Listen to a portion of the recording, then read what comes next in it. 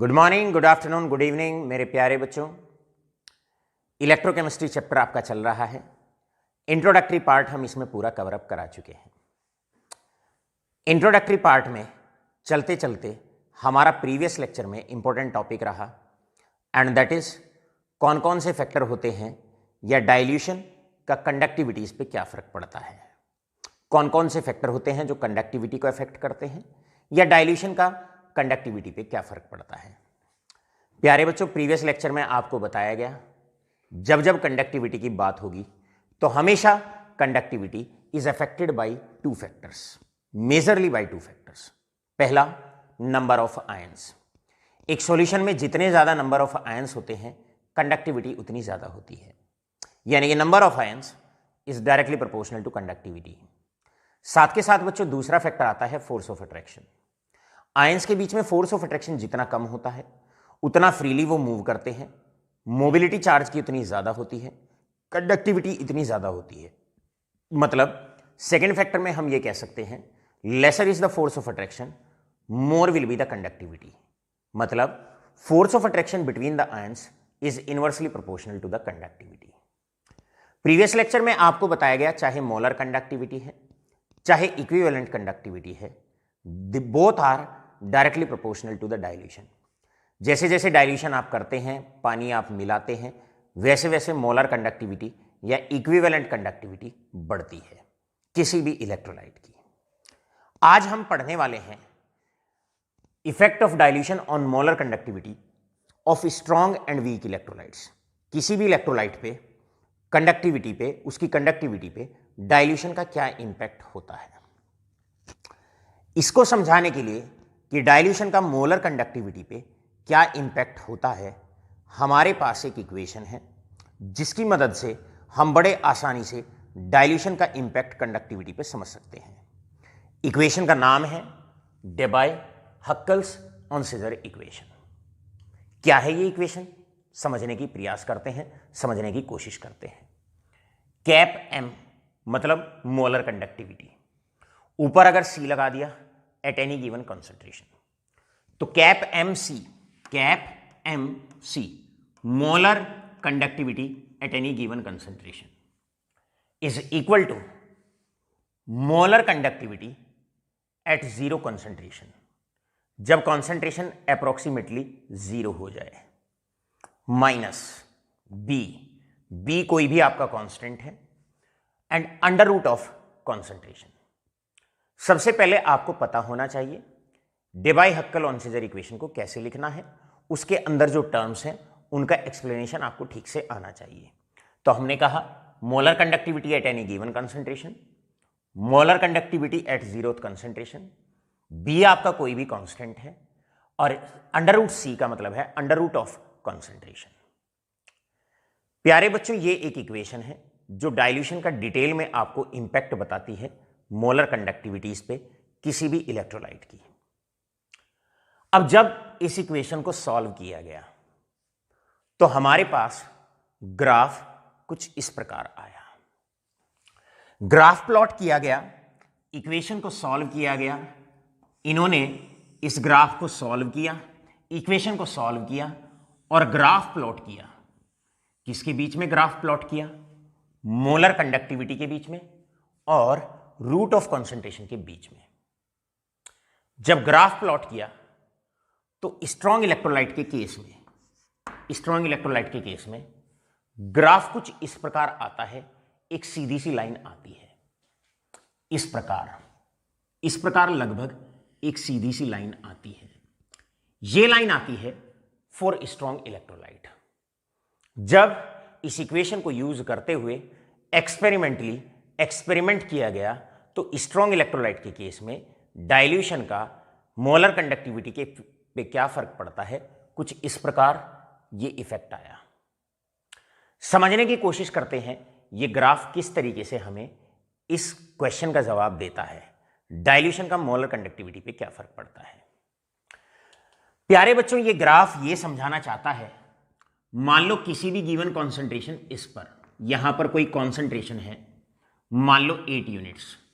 Alright बच्चों, 8 units.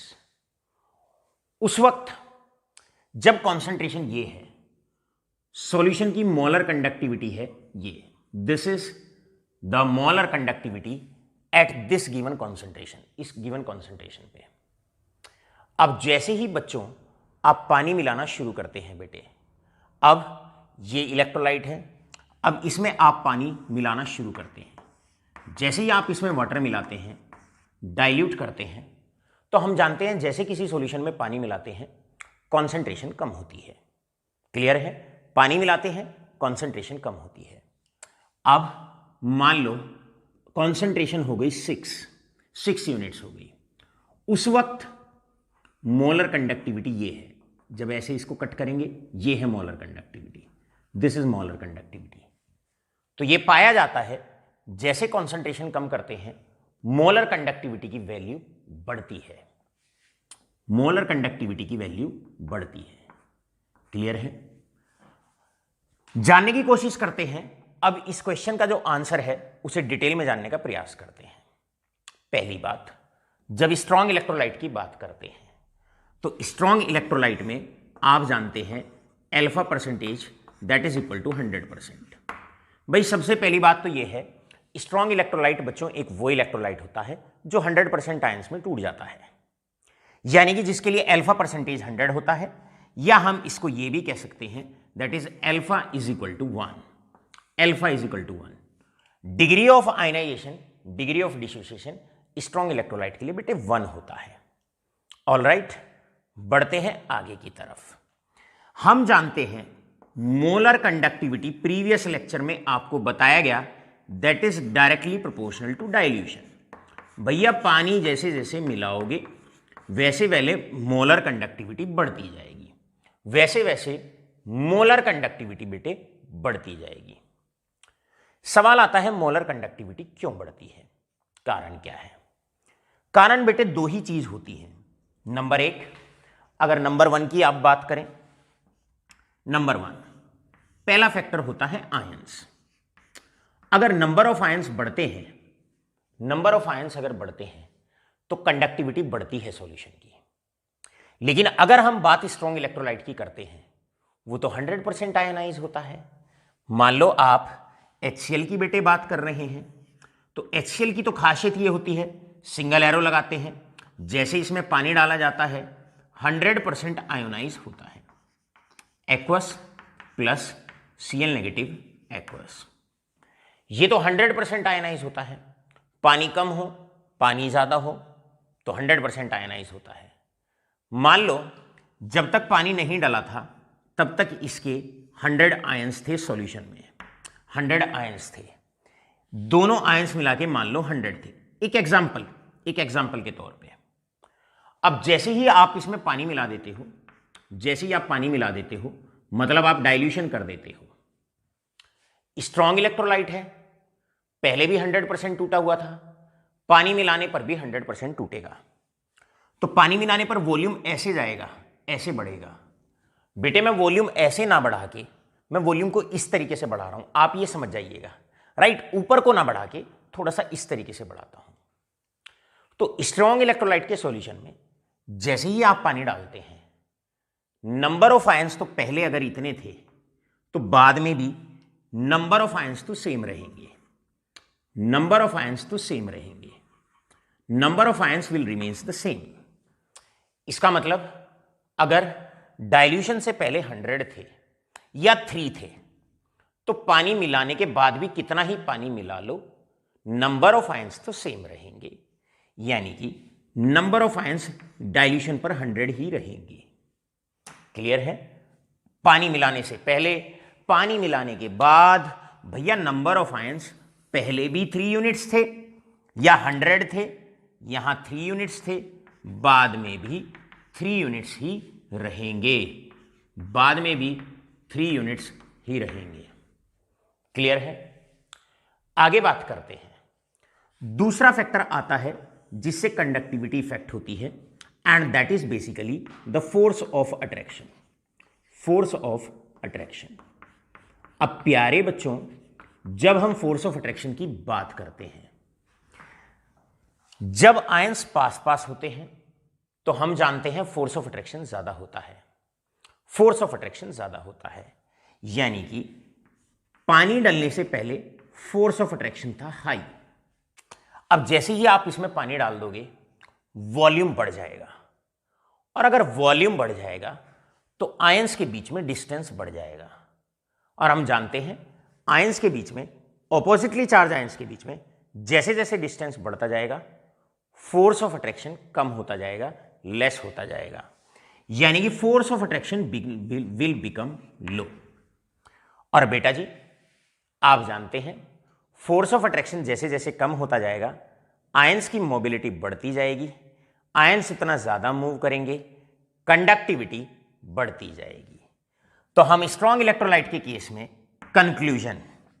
Conclusion पर आ जाते हैं, और कंक्लूजन क्या कहता है बच्चों?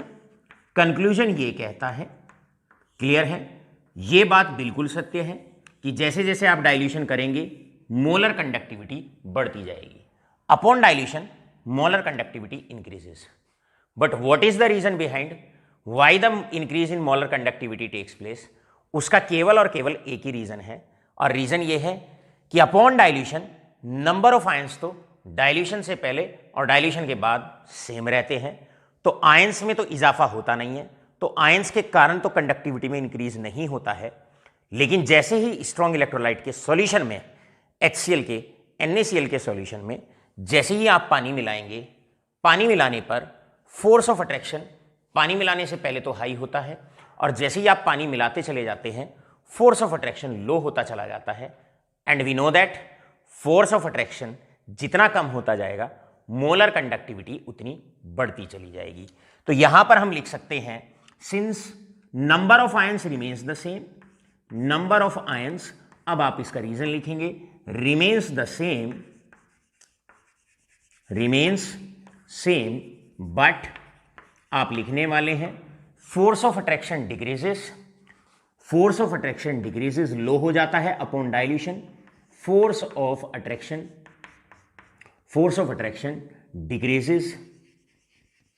डिक्रीजेस, और हम जानते हैं therefore molar conductivity upon dilution increases, तो मेरे बेटे सबसे पहले यहां पर इस क्वेश्चन को आप तैयार करेंगे y अपॉन डाइल्यूशन, जैसे हम डाइल्यूशन करते हैं मोलर कंडक्टिविटी स्ट्रॉन्ग इलेक्ट्रोलाइट की क्यों बढ़ती है, राइट? तो उसका रीजन होता है नंबर ऑफ आयंस तो सेम रहते हैं, डाइल्यूशन पे force of attraction actually low हो जाता है, कम हो जाता है, and lesser is the force of attraction more will be the value of molar conductivity. आशा करते हैं ये पूरा कॉन्सेप्ट अभी तक आपके बिल्कुल अच्छे से क्लियर हो गया होगा। जितनी बातें आपको बताई सारी की सारी ठीक से आपके क्लियर हो गई होंगी। अब आपसे कुछ क्वेश्चंस इस प्रकार पूछे जा सकते हैं बच्चों। पहला क्वेश्चन आपसे पूछा जा सकता है, why increase in molar conductivity of HCl is observed upon dilution. जैसे ही डाइल्यूशन करते हैं HCl या NaCl की मोलर कंडक्टिविटी में इंक्रीज देखने को क्यों मिलता है? तो आप सीधी सीधी अपनी ये लाइन लिखेंगे, number of ions remains the same, क्योंकि ये स्ट्रॉन्ग इलेक्ट्रोलाइट होते हैं दोनों, इनके लिए अल्फा की वैल्यू 1 होती है, क्लियर है। फोर्स ऑफ अट्रैक्शन पानी मिलने से आयंस के बीच में कम होता जाता है, जितना आयंस के बीच में फोर्स ऑफ अट्रैक्शन कम होता है मोलर कंडक्टिविटी की वैल्यू उतनी बढ़ती है अपॉन डाइल्यूशन। ये रीजन आप अच्छे से लिख सकते हैं। साथ के साथ एक और चीज भी आप मान सकते हैं। क्या होता है बच्चों, जब हम डाइल्यूशन करते हैं स्ट्रॉन्ग इलेक्ट्रोलाइट के केस में, एक और एडिशनल बात आप ध्यान रखेंगे, और वो एडिशनल बात क्या है, स्ट्रॉन्ग इलेक्ट्रोलाइट में जो लाइन जाती है जैसे ही पानी मिलाते हैं तो बस वो एक स्लाइट इंक्रीज सा दिखाई पड़ता है, हल्का सा इंक्रीज होता है, ये लाइन बस हल्की सी ही इंक्लाइंड होती है। अब स्लाइट इंक्रीज क्यों देखने को मिलता है? स्ट्रॉन्ग इलेक्ट्रोलाइट के केस में मोलर कंडक्टिविटी में इजाफा तो होता है, इंक्रीमेंट तो होता है, लेकिन बहुत कम होता है। कम क्यों होता है? उसका रीजन होता है क्योंकि आयंस में किसी तरह की कोई बढ़ोतरी नहीं होती है। Increase in the concentration of ions do not takes place. केवल और केवल जो इंक्रीमेंट थोड़ा बहुत भी होता है वो फोर्स ऑफ अट्रैक्शन कम होने की वजह से होता है। तो इस क्वेश्चन को आप ऐसे भी पढ़ सकते हैं, why a slight increase in molar conductivity of a strong electrolyte is observed upon dilution. तो स्लाइट इंक्रीज इसीलिए होता है क्योंकि आयंस तो बढ़ते नहीं है, केवल और केवल फोर्स ऑफ अट्रैक्शन कम होता है, जिसकी वजह से मोलर कंडक्टिविटी में थोड़ा सा इंक्रीज देखने को मिलता है। आशा करते हैं पूरा का पूरा फैक्ट, पूरा का पूरा कॉन्सेप्ट आपके ठीक से समझ में आ गया होगा।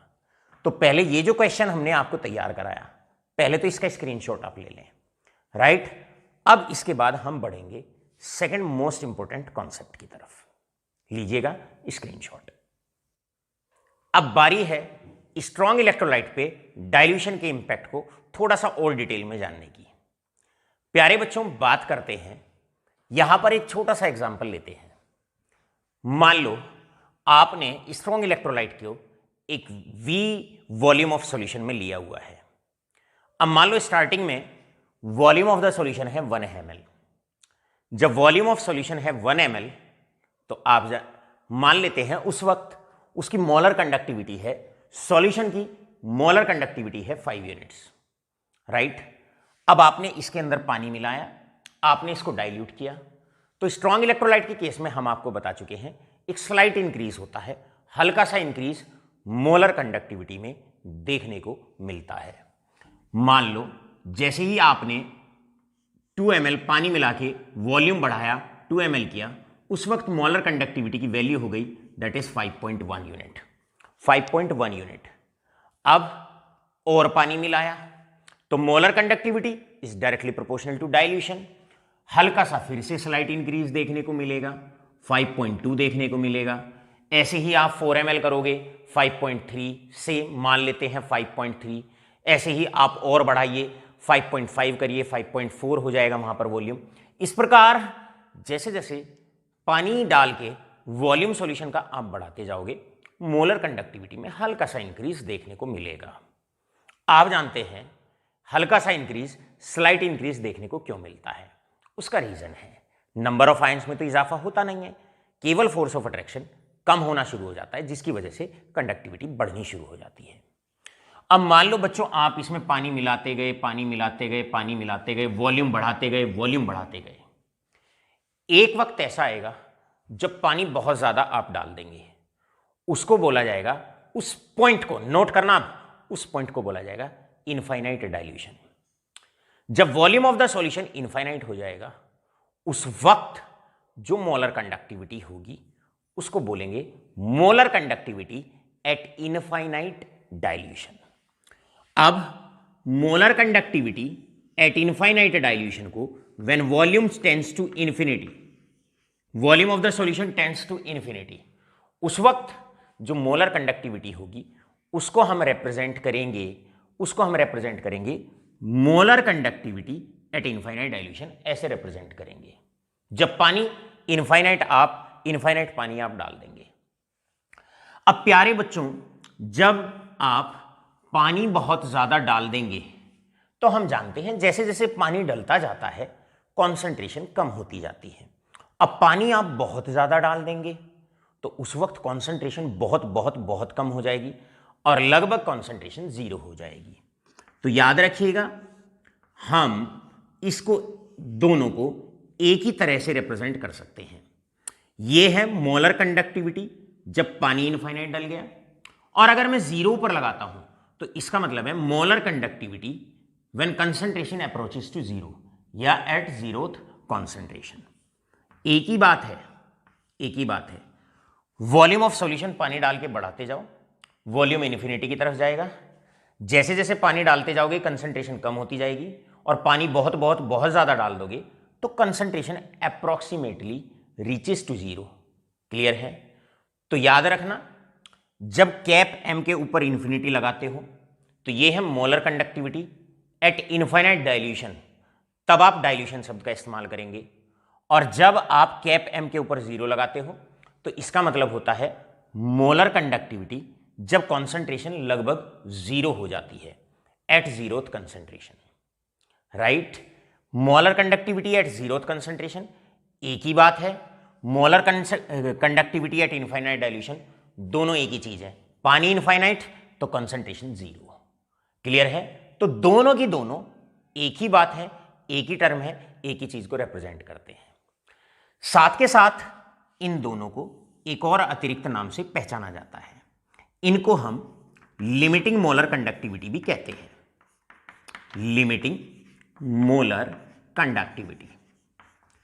प्यारे बच्चों, इनको लिमिटिंग मोलर कंडक्टिविटी के नाम से भी पहचाना जाता है। Molar conductivity at infinite dilution, molar conductivity at zeroth concentration, या इनको लिमिटिंग मोलर कंडक्टिविटी भी कहते हैं। अब इसकी एक प्रैक्टिकल यूटिलिटी जानने की कोशिश करते हैं कि भाई लिमिटिंग मोलर कंडक्टिविटी क्या है, या इनफाइनाइट डाइल्यूशन वॉल्यूम कौन सा होता है। क्लियर है? जीरो कंसंट्रेशन पे मोलर कंडक्टिविटी क्या होती है। बेटे बात सुनिए, वॉल्यूम 1 ml था सॉल्यूशन का जब तक पानी नहीं डाला था। उस वक्त मोलर कंडक्टिविटी थी सॉल्यूशन की 5। पानी डालना आपने शुरू किया, 2 ml किया, इंक्रीज हुई 5.1, 3 ml किया 5.2, 4 ml करोगे 5.3, स्लाइट इंक्रीज होता चला जाएगा। अब जब आप पानी डालते जाओगे मोलर कंडक्टिविटी बढ़ती जाएगी, मोलर कंडक्टिविटी बढ़ती जाएगी। एक वॉल्यूम ऐसा आएगा जब आप पानी डालते गए 10 ml पे पानी डालते गए, 1 ml से डालना शुरू किया, आपने 10 ml तक वॉल्यूम पानी डाला। जब वॉल्यूम ऑफ सॉल्यूशन 10 ml हो गया पानी डलते डलते, उस वक्त आपने देखा कि मोलर कंडक्टिविटी की वैल्यू हो गई दैट इज 5.6। अब इस वॉल्यूम को जरा नोट करना। अब आप 10 ml के बाद आप जितना भी पानी मिला रहे हैं, मान लो आपने और पानी मिलाया, 11 ml कर दिया, 11 ml कर दिया, उस वक्त भी आप ये देखते हैं कि मोलर कंडक्टिविटी में कोई फर्क नहीं पड़ा और ये एज इट इज अब सेम ही रहती है। क्लियर है?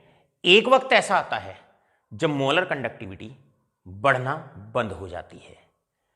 कंडक्टिविटी की इस वैल्यू को जब सैचुरेशन आ जाए, एट सैचुरेशन, बच्चों जब सैचुरेशन आ जाए, व्हेन द सैचुरेशन कम्स, जब सैचुरेशन आ जाता है, एट सैचुरेशन, ये जो मोलर कंडक्टिविटी होती है इसको molar conductivity at infinite solution, eight infinite dilution कहा जाता है। डाइल्यूट करते जा रहे हो, ये वॉल्यूम होगा volume at infinite dilution. 10 ml को आप कंसीडर करोगे, ये वो वॉल्यूम है सॉल्यूशन का जिसे आप इनफाइनाइट डाइल्यूशन की बात आप कर रहे हैं। राइट? यहां पर आकर ये है वॉल्यूम एट इनफाइनाइट डाइल्यूशन, यानी कि volume of the solution at saturation, वो वॉल्यूम सॉल्यूशन का जिस पे मोलर कंडक्टिविटी की वैल्यू बढ़ना बंद हो जाए। तो कई बार बच्चे कंफ्यूज रहते हैं, सर इनफाइनाइट का मतलब इतना ज्यादा पानी, समुद्र जितना पानी, बहुत ज्यादा पानी? नहीं, मतलब वो वॉल्यूम वाटर का जिस पर मोलर कंडक्टिविटी की जो वैल्यू होती है वो बढ़ना बंद हो जाती है, यानी कि volume of the solution at saturation. अब आप आगे जाएंगे, कितना ही पानी आप मिलाते चले जाएं, मोलर कंडक्टिविटी की जो वैल्यू है वो बढ़ना बंद हो जाती है। इस मोलर कंडक्टिविटी को इस पॉइंट पर कहा जाएगा molar conductivity at infinite dilution, या फिर हम इसको कह सकते हैं molar conductivity at zeroth concentration, हम इसको कह सकते हैं, या फिर हम इसको लिमिटिंग मोलर कंडक्टिविटी भी कह सकते हैं। सवाल आया लिमिटिंग मोलर कंडक्टिविटी क्यों कहेंगे? उसका रीजन है क्योंकि बेटे मोलर कंडक्टिविटी जो बढ़ती है वो एक लिमिट तक ही बढ़ती है, इसीलिए बस ये लास्ट लिमिट है, यहीं तक मोलर कंडक्टिविटी उस गिवन सॉल्यूशन की बढ़ेगी, उसके बाद आप कितना ही पानी डाल लो मोलर कंडक्टिविटी नहीं बढ़ेगी। राइट? तो सैचुरेशन पर जो वैल्यू होती है मोलर कंडक्टिविटी की उसको कहा जाता है molar conductivity at infinite volume of water, या molar conductivity at infinite dilution, या molar conductivity at zeroth concentration. और क्योंकि एक लिमिट तक ही वैल्यू बढ़ी तो इस लिमिट को कहा जाता है, इस लिमिट पर मोलर कंडक्टिविटी को कहा जाता है molar conductivity, limiting molar conductivity. आशा करते हैं पूरा का पूरा कॉन्सेप्ट आपके समझ में आ गया होगा। अब फाइनल क्वेश्चन इस टॉपिक का, फाइनल क्वेश्चन क्या है, याद रखो, अगर हमें ग्राफ दिया हुआ हो स्ट्रॉन्ग इलेक्ट्रोलाइट का, तो बच्चों हम बड़े आसानी से लिमिटिंग मोलर कंडक्टिविटी या मोलर कंडक्टिविटी जीरोथ कंसंट्रेशन पे आसानी से निकाल सकते हैं। इसको बड़े आसानी से ग्राफ से निकाला जा सकता है। कैसे निकालेंगे भाई? जैसे जैसे पानी डालोगे कॉन्सेंट्रेशन कम होती जाएगी, 8 से 6, यहां आएंगे 4, 2 और यहां आ जाएगा 0। ये वैल्यू है 0 when concentration is equal to 0। अब जब 8 थी कंसंट्रेशन, मोलर कंडक्टिविटी इतनी थी। जब 6 थी कंसंट्रेशन, पानी डाल के कम किया, पानी डाला, कंसंट्रेशन कम हो गई, उस वक्त मोलर कंडक्टिविटी इतनी थी। क्लियर है? अब धीरे धीरे आप इस ग्राफ को आगे बढ़ाते जाइएगा।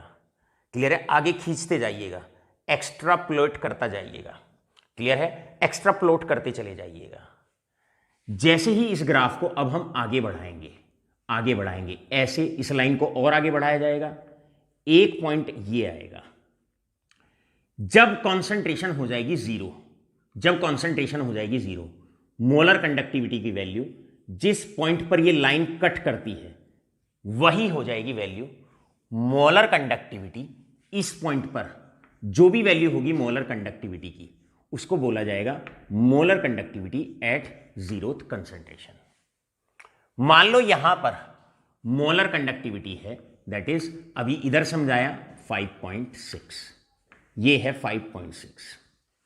तो एक फायदा इस ग्राफ का ये भी आता है कि अगर आपको ऑब्जर्वेशन टेबल ना दी हुई हो और अगर आपको ग्राफ दिया हुआ हो, बच्चों ऑब्जर्वेशन टेबल ना देके सिंपल ग्राफ आपको दे रखा है, तो उस ग्राफ की मदद से भी मेरे प्यारे बच्चों ग्राफ को एक्स्ट्रापोलेट करना, थोड़ा सा खींचना, खींच के जिस पॉइंट पे वो वाई एक्सिस पे कट करता है वही वैल्यू होगी मोलर कंडक्टिविटी जीरोथ कंसंट्रेशन पे, वही वैल्यू होगी molar concentration at zeroth concentration पे।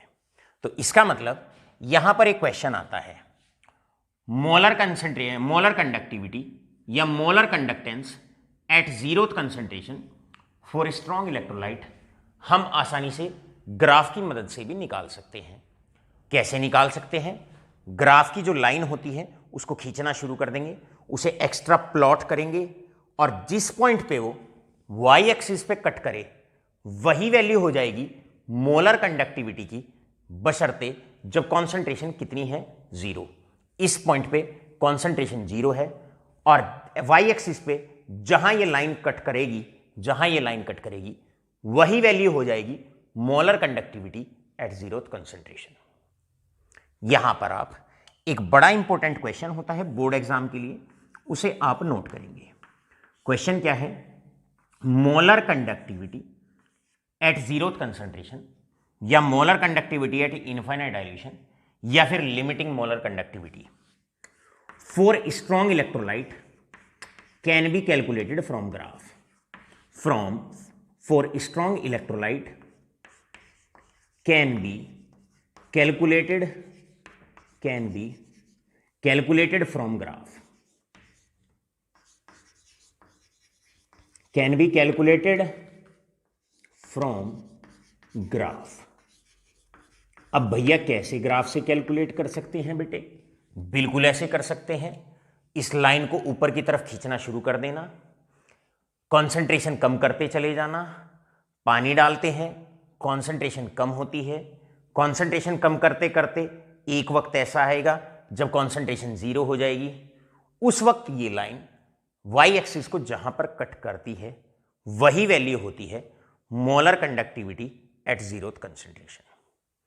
तो स्ट्रॉन्ग इलेक्ट्रोलाइट के ग्राफ का फायदा क्या है जो हमें डेबाई-हक्कल-सॉनसेजर इक्वेशन से मिला है? इसकी बड़ी एप्लीकेशन ये है कि मोलर कंडक्टिविटी जीरोथ कंसंट्रेशन पर, इनफाइनाइट डाइल्यूशन पर या सैचुरेशन पर जो मोलर कंडक्टिविटी है, लिमिटिंग मोलर कंडक्टिविटी है, उसको भी हम ग्राफ से आसानी से निकाल सकते हैं। क्लियर है? कैसे निकाल सकते हैं? ग्राफ को एक्स्ट्रापोलेट कर कर, एक्स्ट्रा प्लॉट कर कर जिस पॉइंट पे वाई एक्सिस को कट करे। आशा करते हैं ये पूरा कॉन्सेप्ट आपके ठीक से समझ में आ गया होगा। अब आप इसका लेंगे स्क्रीनशॉट और फिर हम बढ़ेंगे आज के लेक्चर के दूसरे पार्ट की तरफ। अब बारी रहेगी effect of dilution on molar conductivity for weak electrolyte. अब जानने की कोशिश करेंगे वीक इलेक्ट्रोलाइट की मोलर कंडक्टिविटी पे क्या फर्क पड़ता है अपॉन डाइल्यूशन। प्यारे बच्चों, जहां तक वीक इलेक्ट्रोलाइट की बात करते हैं, हमें पता होता है वीक इलेक्ट्रोलाइट के केस में जो अल्फा परसेंटेज होती है डिग्री ऑफ डिसोसिएशन या आयनाइजेशन नॉट इक्वल टू 100%, ये 100% के बराबर नहीं होती है। ये जो इलेक्ट्रोलाइट होता है ये स्मॉल एक्सटेंट तक ही टूटता है, आयोनाइज होता है। आयंस की मात्रा वीक इलेक्ट्रोलाइट के सॉल्यूशन में बहुत कम होती है, या फिर हम ये कह सकते हैं ऐसे सॉल्यूशन के लिए अल्फा की जो वैल्यू होती है वो वेरी लेस देन 1 होती है, 1 से बहुत बहुत कम होती है। एक एग्जांपल की बात करते हैं वीक इलेक्ट्रोलाइट के केस में, जैसे कि एसिटिक एसिड। अब प्यारे बच्चों, एसिटिक एसिड का सॉल्यूशन ये है, राइट। मान लेते हैं इनिशियली इसके अंदर 3 यूनिट्स आयंस हैं, 3 यूनिट्स आयंस हैं इसके अंदर। अब एसिटिक एसिड में 3 यूनिट्स आयंस हैं इनिशियली। इनिशियली उसके अंदर 3 यूनिट्स आयंस हैं। अब आप जैसे ही इसके अंदर पानी डालना शुरू करते हो, याद रखिएगा, अब आपने पानी डालना शुरू कर दिया, अब आपने इसको डाइल्यूट करना शुरू कर दिया। जैसे ही आप डाइल्यूट करना शुरू करते हैं तो जो वीक इलेक्ट्रोलाइट होता है, चाहे वो NH4OH है, चाहे वो आपका एसिटिक एसिड है, क्लियर है, इसमें क्या होता है, फॉरवर्ड रिएक्शन बहुत ज़्यादा बढ़ना शुरू हो जाती है। फॉरवर्ड रिएक्शन की जो स्पीड होती है वो बहुत ज़्यादा बढ़ती है, और हम जानते हैं अगर फॉरवर्ड रिएक्शन की स्पीड बढ़ेगी तो आयंस की मात्रा बढ़ेगी, नंबर ऑफ आयंस में एक बड़ा इंक्रीमेंट आपको देखने को मिलेगा। तो क्या होगा, जैसे ही आपने अब इसमें पानी डालना शुरू किया, जैसे ही हम इसमें वाटर डालना शुरू करते हैं, डाइल्यूट करना शुरू करते हैं, याद रखिए यहां पर नंबर ऑफ आयंस एब्रप्टली बहुत ज्यादा देखने को मिलते हैं, क्लियर है। आयनाइजेशन बहुत ज्यादा बढ़ता है। तो पानी डालने से पहले या जब पानी कम था उस वक्त अगर 3 यूनिट्स आयंस थे तो वीक इलेक्ट्रोलाइट में फॉरवर्ड रिएक्शन की स्पीड बढ़ती है, आयनाइजेशन बढ़ता है, और आयंस की जो कंसंट्रेशन होती है वो बहुत ज्यादा बढ़ना शुरू हो जाती है। मान लो अपॉन आयनाइजेशन अब नंबर ऑफ आयंस हो गए 8 यूनिट्स, नंबर ऑफ आयंस हो गए 8 यूनिट्स। साथ के साथ आप दूसरी बात, एक बात और याद रखेंगे, जैसे जैसे पानी बढ़ाते जाएंगे, जब पानी नहीं डाला था आयंस के बीच में फोर्स ऑफ अट्रैक्शन ज्यादा था क्योंकि आयंस पास पास थे, राइट। तो इनिशियली फोर्स ऑफ अट्रैक्शन तो हाई है, जितना पानी मिलाते जाओगे आयंस का नंबर भी बढ़ेगा और आयंस में दूरी भी बढ़ती चली जाएगी, क्लियर है।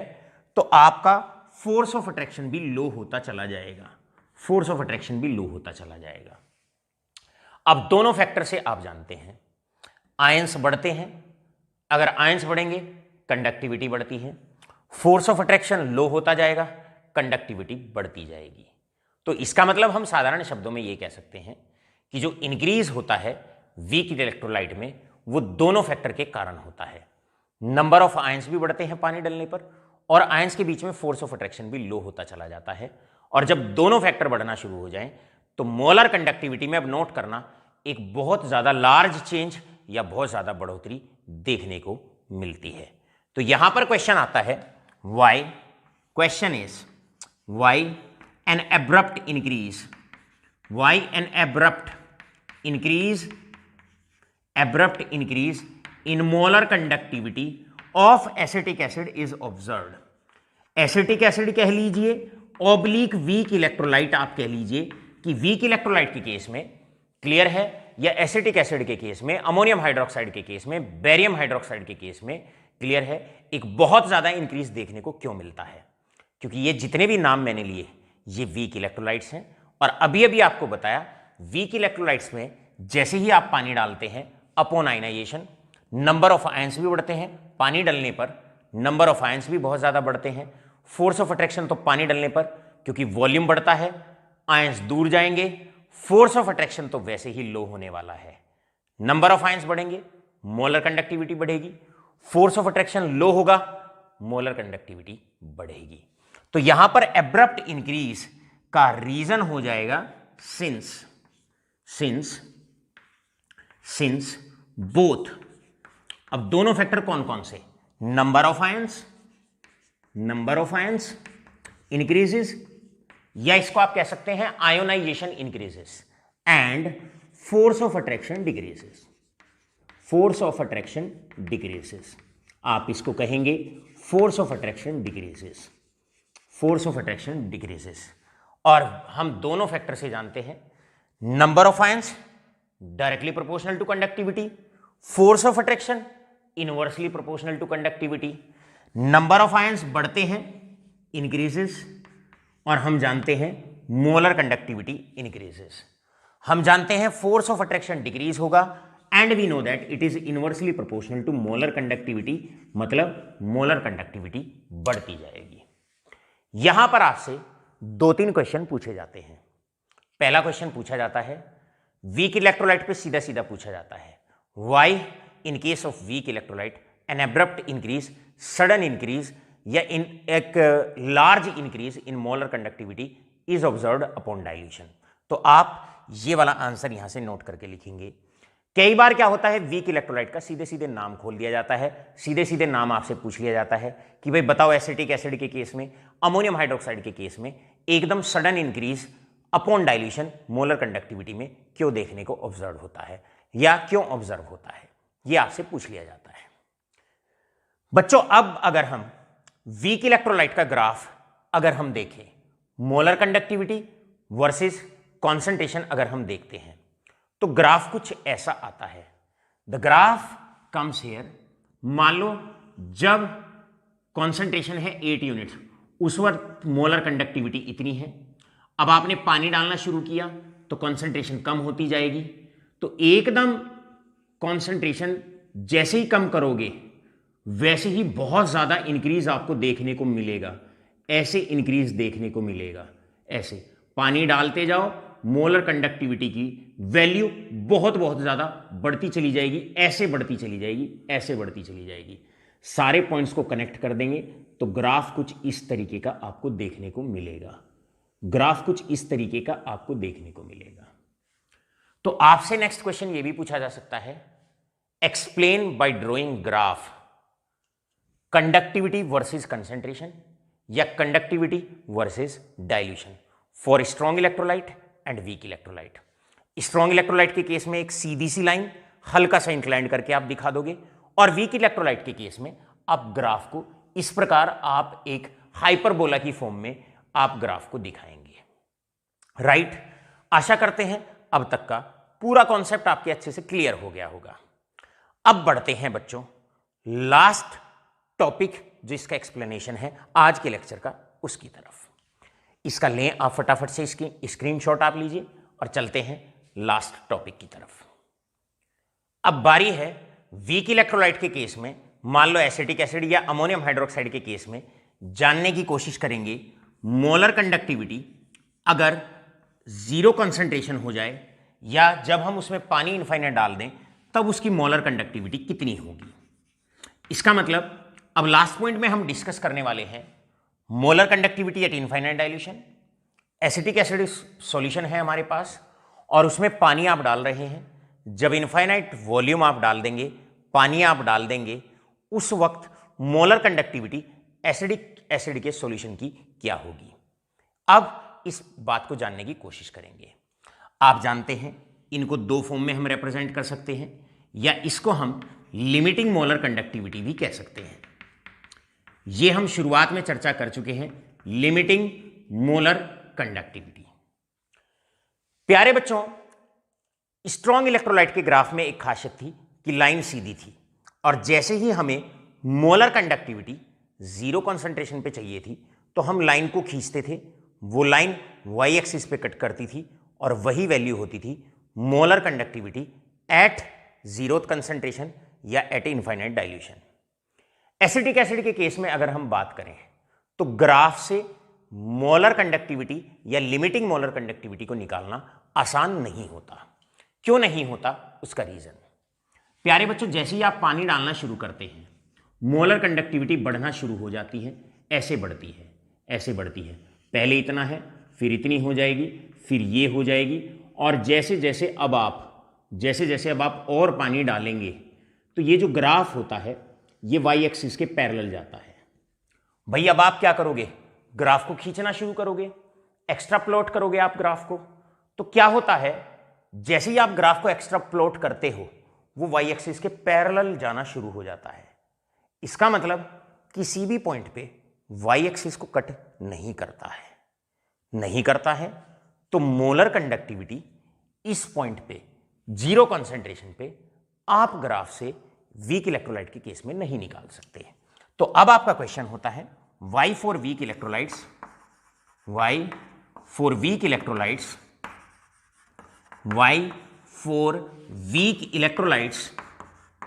यानी कि acetic acid, Y for weak electrolytes oblique acetic acid या NH4OH, molar conductivity at infinite dilution या molar conductivity at zeroth concentration can't be calculated from graph, can't be calculated by graph. तो आप सीधा सीधा ये कह सकते हैं, यहां पर आप सॉल्यूशन लिख सकते हैं कि ग्राफ से इसलिए नहीं निकाला जा सकता, since when we extraplot the graph,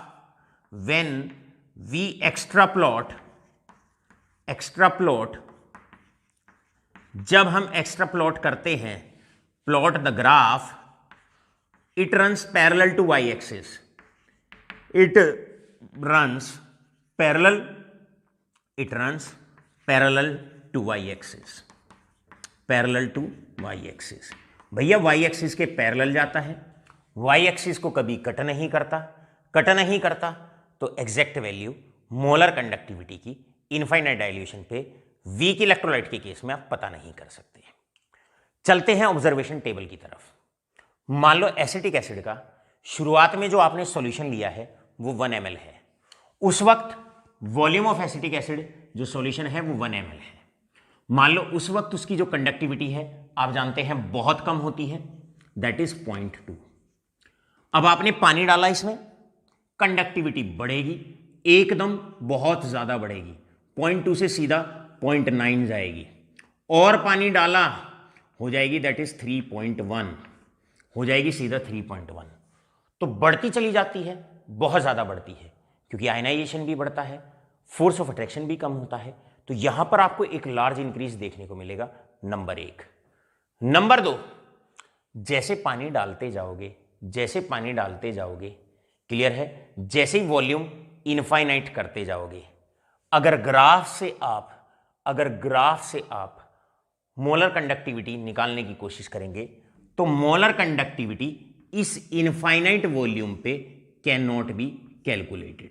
एक समय ऐसा आता है जब ग्राफ से आप molar conductivity, saturated molar conductivity, limited molar conductivity, graph से आप वीक इलेक्ट्रोलाइट के केस में कैलकुलेट नहीं कर पाएंगे। प्यारे बच्चों, ये आज का हमारा टॉपिक था पूरा का पूरा, that is effect of dilution, पानी डालने का इफेक्ट मोलर कंडक्टिविटी पे, स्ट्रॉन्ग और वीक इलेक्ट्रोलाइट की मोलर कंडक्टिविटी पे क्या फर्क पड़ता है। Plus point, molar conductivity is directly proportional to dilution. Clear है, पानी डालते जाओगे मोलर कंडक्टिविटी बढ़ती जाएगी, चाहे स्ट्रॉन्ग इलेक्ट्रोलाइट है चाहे वीक इलेक्ट्रोलाइट है। स्ट्रॉन्ग इलेक्ट्रोलाइट में कम बढ़ती है, वीक इलेक्ट्रोलाइट में पानी डालने पर मोलर कंडक्टिविटी बहुत ज्यादा बढ़ती है। एक समय ऐसा आता है जब पानी डालते चले जाते हैं तो वॉल्यूम इनफाइनाइट होता चला जाता है। इनफाइनाइट वॉल्यूम पर या जब सॉल्यूशन सैचुरेट हो जाए उस वक्त जो मोलर कंडक्टिविटी होती है उसको कैप M0 या कैप M इन्फिनिटी ऊपर लिखते हैं या लिमिटिंग मोलर कंडक्टिविटी लिखते हैं। स्ट्रॉन्ग इलेक्ट्रोलाइट के ग्राफ से निकाला जा सकता है मोलर कंडक्टिविटी स्ट्रॉन्ग इलेक्ट्रोलाइट्स की, जबकि जो वीक इलेक्ट्रोलाइट की मोलर कंडक्टिविटी होती है जीरो कॉन्सेंट्रेशन पे कैप M0 या कैप M इन्फिनिटी या limiting molar conductivity week electrolyte की ग्राफ से आप नहीं निकाल सकते।